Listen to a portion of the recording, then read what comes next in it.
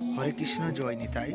দাঁতন খড়িঝাঁপড়ি গ্রামের গ্রাম নিবাসী অনন্ত দাস মহোদয়ের নাতির মানসিক পুজোয় মহাপ্রভুর আগমন।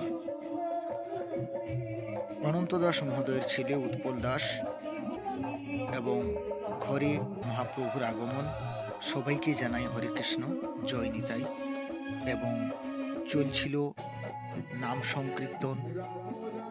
মহাপ্রভুর আগমনে সকল ভক্তিমতী মায়েরা এবং ভক্তবৃন্দরা এবং নারায়ণ ভোজের আয়োজন ছিল।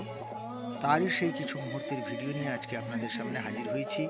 সর্বোপরি ধন্যবাদ জানাবো খড়িঝাঁপড়ি গ্রামের অনন্ত দাস মহোদয় তথা ওনার ছেলে উৎপল দাস দাদাভাইকে দাঁতনের প্রাকৃতিক দৃশ্যকে আমন্ত্রণ করার জন্য এই মহৎ অনুষ্ঠানে আপনাদেরকে সাধুবাদ জানাই।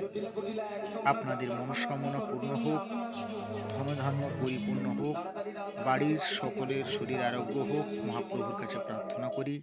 উপস্থিত ভক্তগণ ও ভক্তিমতী মায়েদের শরীর আরোগ্যর কামনা করি, মহাপ্রভুর কাছে প্রার্থনা করি আপনারা সবাই ভালো থাকুন, সুস্থ থাকুন। হরে কৃষ্ণ জয় নিতাই। এবং আজকে সেই